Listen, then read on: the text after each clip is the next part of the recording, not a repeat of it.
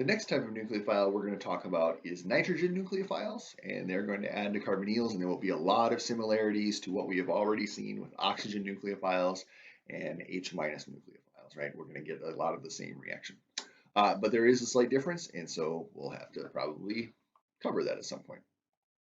All right, so nitrogen nucleophiles adding to carbonyls.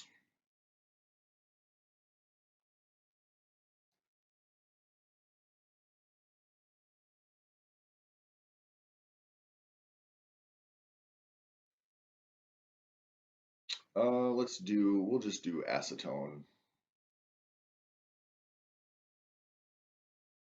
Here's a nice simple ketone. It's got two methyl groups on either side. We're going to react this with, let's do cyclopentylone. So when we look at this, of course, we immediately recognize we have a carbonyl. The carbonyl is going to have a delta minus at the oxygen and delta plus at the carbon down here. Our nitrogen is one of those things that we remember is a decent nucleophile from uh, back when we talked about nucleophiles, because nitrogen is not very electronegative, so it can share its electrons. And so what we would expect is that the nitrogen is going to come in, add its electrons to that carbonyl carbon.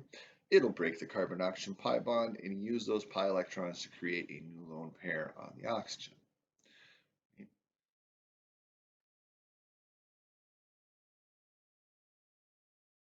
So we now have a single bond between the carbon and the oxygen. We have an extra lone pair, so that oxygen is negatively charged. This nitrogen has used its lone pair, and so now it is positively charged. Now, if drawing the lone pairs helps you keep track of charge, please do that. I am notoriously bad at forgetting to draw in lone pairs, so, but I can do that here, right? We go from 2 lone pairs to 3, so this oxygen becomes negatively charged. This nitrogen goes from 1 lone pair to 0, and so it becomes positively charged. And so as always, when we do this kind of carbonyl addition, we have the nucleophile add to the carbonyl, we do the breaking of the pi bond, we create the lone pair, and now what we want to do is make this thing neutral. So how do we make it neutral? We are going to move a hydrogen from the positively charged nitrogen to the negatively charged oxygen. And I'm going to cheat a little bit and kind of not draw out every step of this process. I'm just going to say there is a hydrogen transfer. Right? So what do I mean when I say hydrogen transfer? What I'm talking about is this is just kind of two acid-base reactions, right? The NH2 plus is a good acid, the O minus is a good base. And so the NH2 plus gives up its H plus to something, becomes the conjugate base, the neutral nitrogen, and the O minus takes a H plus from something, and it becomes its conjugate acid, which is a neutral OH group. So these two acid-base reactions kind of happen side by side to each other, right? The NH2 plus gives away an H plus, the O minus takes an H plus. They don't necessarily take it from each other. We don't need that to happen because we're running this reaction in some kind of solvent where that H plus has to go somewhere and it has to come back somewhere else. There will be H plus around always.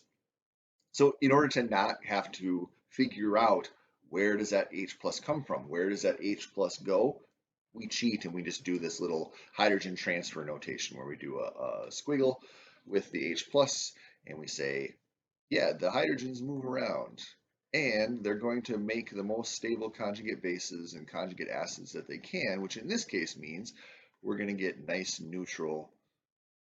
um, a nice neutral compound here with all the atoms having a full octet and being neutrally charged. Right.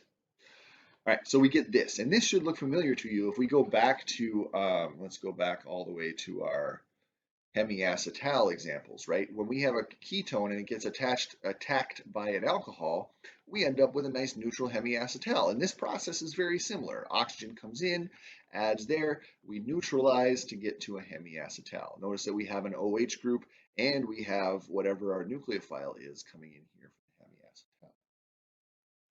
Going forward now to the nitrogen, we have done the same thing. Our nucleophiles come in, we've neutralized everything by moving H plus around, and so we've made it to a nice, relatively stable intermediate. This intermediate is called an aminal. Right? An aminal always has a carbon-nitrogen bond, and that nitrogen can have whatever R groups are on there, right? But it also has an OH group, right? So an Aminal will always have these two things. It'll have the COH group, and it'll have a CN whatever group. So from a carbonyl addition standpoint, this is very straightforward. This is very similar to what we've already done. The only new thing here is that instead of losing H plus or adding H plus, we're just moving the H plus around the molecule just to neutralize everything, which isn't that hard because we kind of have free reign to just make this thing neutral. What happens next is a little bit different, right? So if we have a little bit of acid in this reaction, right, this OH group will come and get that H plus. Right? And this will make it into a good leaving group. Notice that we could also add H plus to this nitrogen, but that's just going to that's going to push us back along this pathway back toward the starting material. And so while that might happen, it's not terribly interesting. And so we're not going to talk about it. This is where I always say, if it's not interesting, I'm not going to talk about it, because organic chemistry, there's no uninteresting parts, right? We just don't. Maybe there are. We just don't talk about them. That's why organic chemistry is so interesting. We only talk about the interesting stuff. All right. All right. If I can convince you of that, I think I've got you. All right. So we've added H plus in there. Now, clearly that's a good leaving group. This thing can leave, and that's going to make a carbocation at this position. But notice that we have a lone pair that we can use for resonance. So I'm going to do those two steps in one. I'm going to form this carbon-nitrogen pi bond in order to stabilize the carbocation that I was going to form by losing water.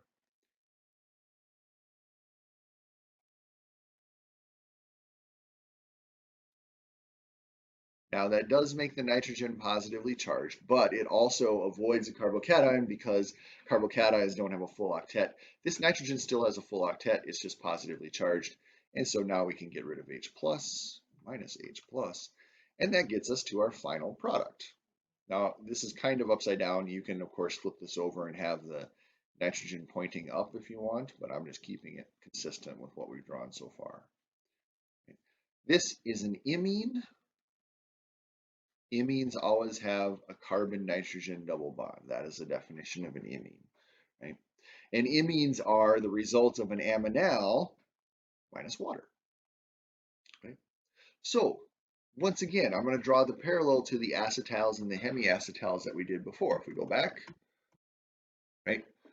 Our hemiacetal is kind of like the aminal. We have an OH group and we have our nucleophile coming in. We add H plus to the OH group, this thing gets kicked out. We're reforming a pi bond, right? Just like we did here. In the acetal version, our pi bond now has a positive charge in the oxygen and we can't get rid of H plus, and so this has to react with something else, so another nucleophile has to come in, right? So with oxygen atoms, we end up having to kind of create these acetals because we can't stop at the position where the pi bond is. But with nitrogens, we can. Oops, I don't have my... Right. With nitrogens, we can lose water, we can reform the carbon-nitrogen, or we can form a carbon-nitrogen pi bond, and we can lose H plus and get a nice neutral compound here that's got a lone pair on the nitrogen, which I left off. Right. And that's an imine. And so usually what you'll see is if you react a ketone or an aldehyde with a nitrogen, it will go all the way to the imine. It won't stop at the aminal. So usually we'll see this, but we need to know what the intermediates are there.